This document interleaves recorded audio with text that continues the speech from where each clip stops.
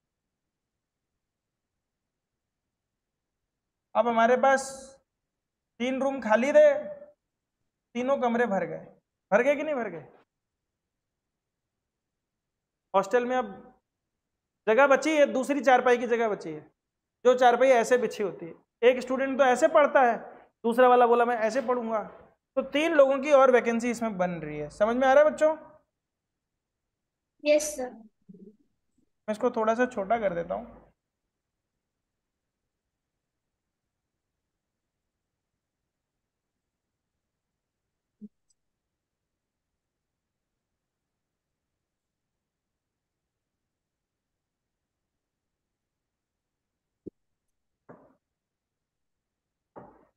Nitrogen के बाद कौन आएगा बेटा? ऑक्सीजन।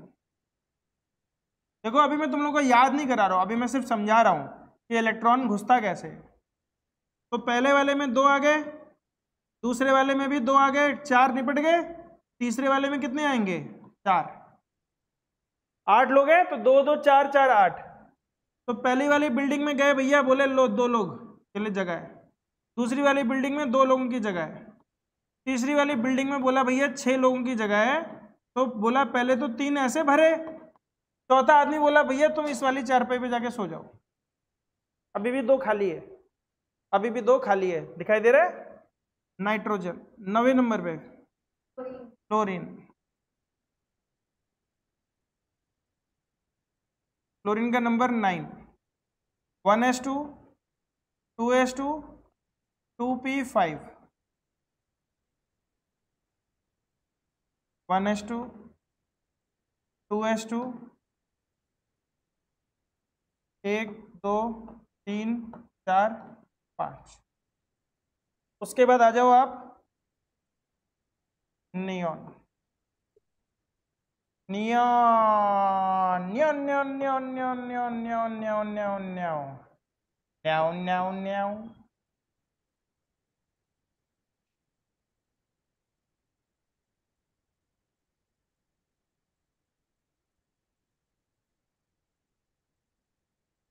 अब ध्यान से सुनो बच्चों, ध्यान से सुनो, यही वैलेंसी तुम्हें दिखा दूंगा, ठीक है? पहली वाली बिल्डिंग में जब हाइड्रोजन घुसा तो एक आदमी की जगह थी, ठीक है नहीं थी? तो हाइड्रोजन की वैलेंसी क्या हो गई? +1, ठीक है? +1 -1 छोड़ दो, चलो समझो हाइड्रोजन की वैलेंसी कितनी हो गई? 1। हीलियम के अंदर जगह थी क्या? हीलियम के घर में जगह थी, एक ही 2 ही लोग आए थे, एक ही फ्लोर में घुसना था, घुसा दिया, घर भर गया, वैकेंसी है? नहीं है। क्या बोलेंगे इसको? Inert gas, inert gases. Valency क्या है इसकी? 0, किसी से रिएक्ट नहीं करती, किसी से कोई मतलब नहीं है, अपने काम से काम, कोई मतलब नहीं, मरो सड़ो करो जो करना है करो, जियो कीड़े मकोड़ों की तरह, मुझे कोई लेना देना नहीं है, मैं अपना चुपचाप रहूंगा, कोई मतलब नहीं किसी। लिथियम, लिथियम देखो बेटा, अब लिथियम में एक चीज ध्यान दो, बोला भैया पहली बिल्डिंग में 2 लोग थे, दूसरी बिल्डिंग में एक आदमी आके रह रहा है, दूसरी बिल्डिंग में आदमी कितने आ सकते हैं? 7 8 आ सकते हैं ना, यानी 7 लोग और आएंगे। अब उस दूसरे आदमी के लिए मुझे क्या करना पड़ेगा? एक और काम वाली बाई लगानी पड़ेगी सफाई के लिए। अब वो तो पूरी बिल्डिंग देख के पूरा पैसा मांगेगी, बोलेगी अरे साहब जी 2 मंजिल की बिल्डिंग है, इतना पैसा देना पड़ेगा। तो क्या करेगा? कोशिश करेगा कि इसको भगा दे, तो बोलेगा यार कहीं और देख ले या 7 आदमी और आ जाएं। तो 7 आ तो सकते नहीं है, इसको भगा सकता है, तो इसकी वैलेंसी कितनी हो गई? 1। समझ में आ रहा है कि नहीं आ रहा? ये जब किसी को भगाएगा तो इलेक्ट्रॉन कम हो जाएगा, ये इलेक्ट्रॉन ही तो है, तो वैलेंसी कितनी हो गई? +1। इसकी वैलेंसी कितनी हो गई? +2। समझ में आ रहा है? इसकी वैलेंसी कितनी हो गई? +3। समझ में आ रहा है कि नहीं आ रहा? क्या बेटा? हाँ नहीं नहीं नहीं, जैसे यहाँ पे ये जो 1 है, हाँ 1 वाले का +1 ही आएगा। हाँ वो तो पीरियोडिक टेबल जब याद कराऊंगा तो उसमें तुम्हें वैसे ही दिख जाएगा। +3 हो गया, बोरॉन में कितना हो गया +3, कार्बन में कितना हो गया +4 या -4 भी कह सकते हो, क्योंकि ये 4 ले भी सकता है 4 दे भी सकता है, बराबरी पे चल रहा है। नाइट्रोजन देखो, नाइट्रोजन बोलेगा भैया 5 लोग तो बिल्डिंग में आ चुके हैं, जिसके टेम्पो में 8 लोग बैठ सकते हैं, 5 बैठे हुए हैं, तो वो 5 को हटाएगा तो है नहीं, वो क्या करेगा 3 को भरने की कोशिश करेगा। तो जब 3 एक्स्ट्रा आएंगे तो इसकी वैलेंसी क्या हो जाएगी -3, क्या हो जाएगी -3।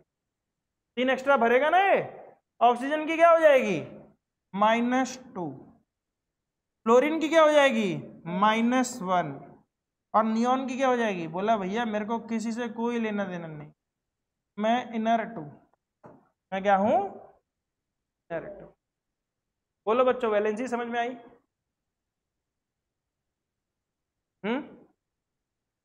अनन्या, अनन्या आया थोड़ा बहुत समझ में, थोड़ा बहुत आया? क्या बोल रही हो बेटा, कुछ पता ही नहीं चल रहा है? थोड़ा बहुत आया। थोड़ा बहुत आया, ठीक। तो यहां पर समझो, ये टेम्पो समझ लो तुम लोग।